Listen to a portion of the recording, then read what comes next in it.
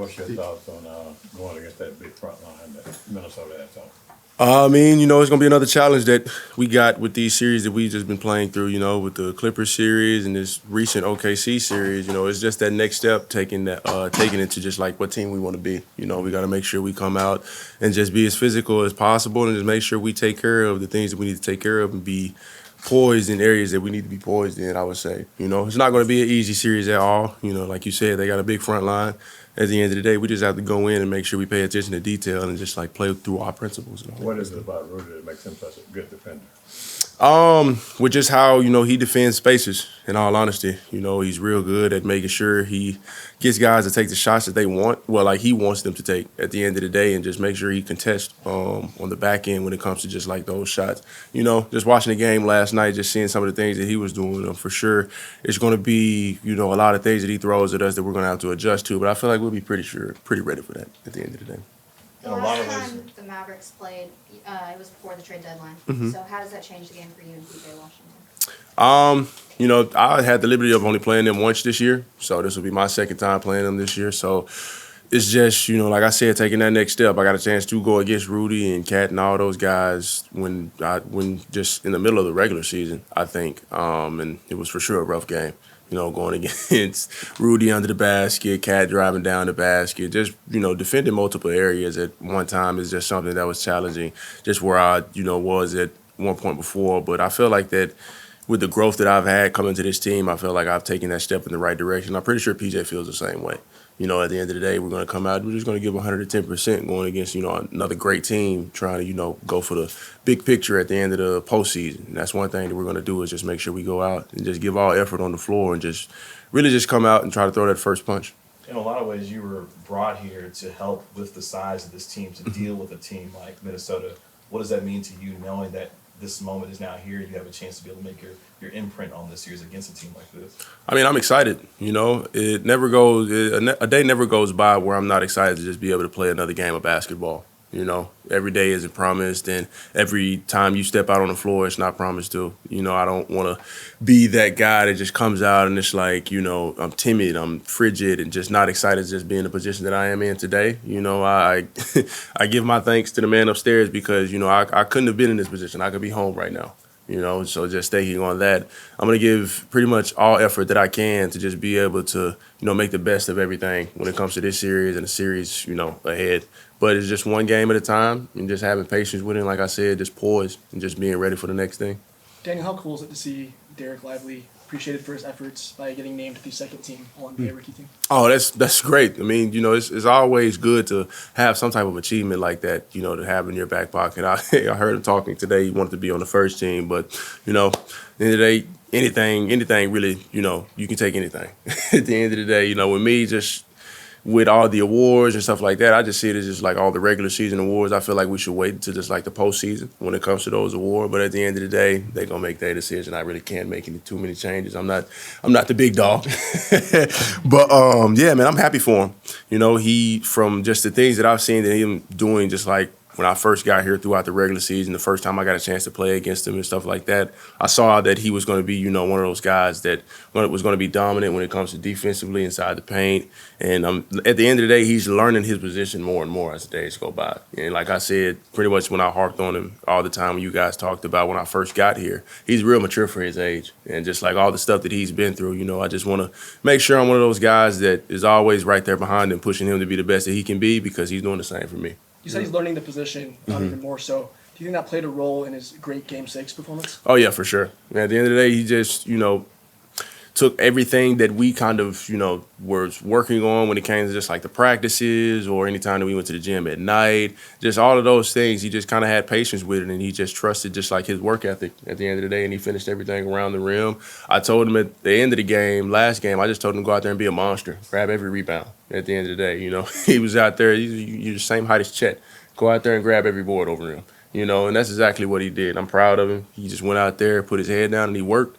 You're a long, long, long way from old, but what's it been like for you to be around him, a younger guy, sort of going on his first NBA journey? Just really just kind of like using my experiences, for an example, at the end of the day, which I haven't got a chance to really just use most of my experiences because I really wasn't playing that much, my first year and a half, I would say, because of the simple fact was trying to take that next step in my career. And I feel like I took a lot of stuff for advantage. So I always just try to remind him, always keep your head up and just keep working, because like I said, every day is not promised. The ball can always stop bouncing sooner or later. And then, like I said, he's been through a lot of stuff. Just trying to be there for him and keep him motivated is something that everybody on the team wants to do, keep him encouraged, keep him just coming out night in, night out and just dominating. And how much does their size sort of put the focus on the two of you guys and your roles and your importance in this series? One thing for sure, we got to make sure we stay out of foul trouble and just stay patient. At the end of the day, we're not going to keep them from, scoring points, but staying to our tendencies and just sticking to our principles defensively is something that's going to help us out throughout this series. You two don't really play at the same time, really ever, and I don't even think that's necessarily going to change in this series, even given the fact that so what does that look like for PJ? What does that look? How do you guys combat that? Because they have the ability to run them both out there at the same time. How do you guys deal with that? Just being there for each other. In all honesty, they're going to throw a lot of stuff at us that I'm pretty sure like some guys aren't used to, but majority of the guys are used to at the end of the day. So we have a game plan, and we're going to pretty much stick to it.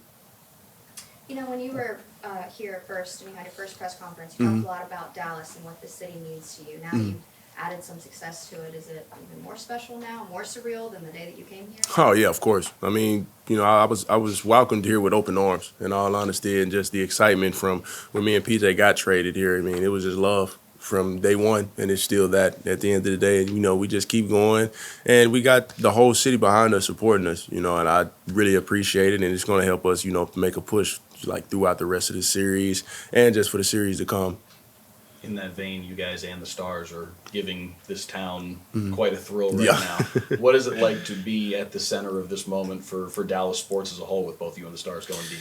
I mean, it's just dope just to see just like both of us be in the same position right now. I've always seen just like, certain teams have like their, football team, hockey team, all of that, just kind of like be in the same position or just be in the same vicinity of just like success, in all honesty. So just actually being a part of it is something that, I dream of as a kid, something that you would never think that you will think on as a kid, but now that you're in a position of thinking about it, it's just like, wow, So the first time you heard the really loud Stars during the national anthem for one of your games, you knew what the significance of that was, right?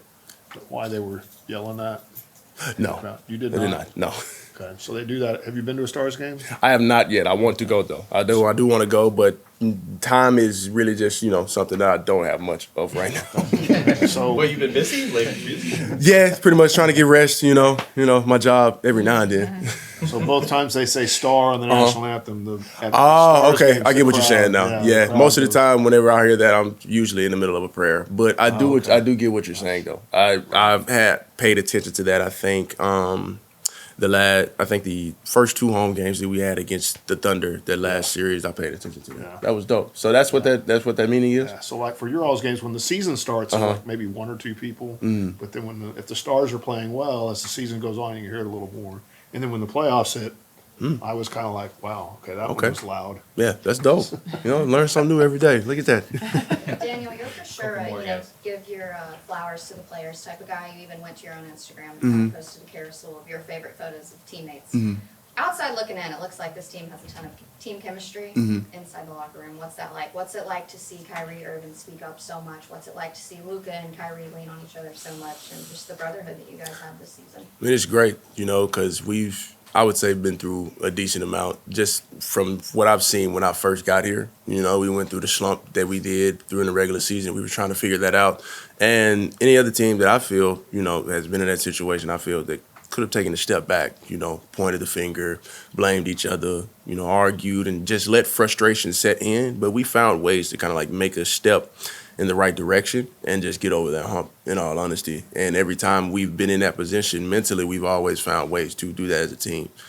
So we always stuck together. We always found ways to encourage each other. If there was guys sitting down on the bench, even though you can celebrate while you're sitting down on the bench, we want guys to stand up. We always try to make sure everybody's included because that makes everyone else feel good at the end of the day, because you feel like you have somebody on the sideline cheering for you and you got somebody on the court cheering for you. So it's just we're taking that step in the right direction just to be that team we want to be by building our chemistry from the inside out.